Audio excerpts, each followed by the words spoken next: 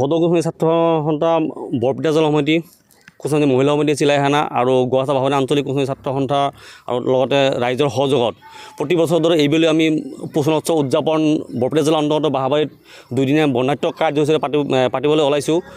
উক্ত অনুষ্ঠানত দুদিনীয়া কাৰ্যসূচীৰ খেল ধেমালি আদি কৰি কুইজ প্ৰতিযোগিতা আদি কৰি বৰ্ণাঢ্য কাৰ্যসূচীৰে এই অনুষ্ঠানটো উদযাপন কৰা হ'ব। আৰু তাৰ লগতে দ্বিতীয় দিনা অৰ্থাৎ 11 তাৰিখে আবেলি 3 বজাৰ পৰা আমি মুকলি সভা দিছোঁ। উক্ত মুকলি সভাত আমি বিভিন্ন ধৰণৰ VVIPক আমি আমন্ত্ৰণ জনাইছোঁ।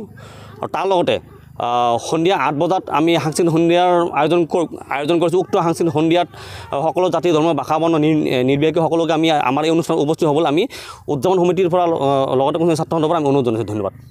আমি আনবাৰৰ দৰে এইবাৰো পুষ্ণা উৎসৱ উদযাপন কৰিবলৈ ওলাইছোঁ। বৰপেটা জিলা কোচ ৰাজবংশী ছাত্ৰ সন্থা, বৰপেটা জিলা মহিলা সমিতি আৰু চিলাৰায় বাহিনী তথা গোৱাগাছা বাঁহবাৰী আঞ্চলিক ছাত্ৰ সন্থাৰ উদ্যোগত আন বছৰৰ দৰে আমি এইবাৰ দুদিনীয়া কাৰ্যসূচীৰে উৎসৱ পালন কৰিবলৈ প্ৰয়াস কৰিছোঁ। উক্ত কাৰ্যসূচীত আমি প্ৰথম দিনা পতাকা উত্তোলনৰ পৰা আৰম্ভ কৰি নানান খেল ধেমালি কম্পিটিশ্যন আৰু দ্বিতীয় দিনা আমাৰ 3 বজাৰ পৰা মুকলি সভা আৰম্ভ হ'ব।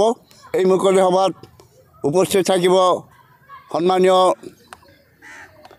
মন্ত্ৰী ৰঞ্জিত কুমাৰ দাস মহোদয় আৰু ছাত্ৰ সন্থাৰ প্ৰেচিডেণ্ট কোচ ৰাজবংশী ছাত্ৰ সন্থাৰ এডভাইজাৰ সকলোৱে বৰ্ণাঢ্য কাৰ্যসূচীত অংশগ্ৰহণ কৰিব।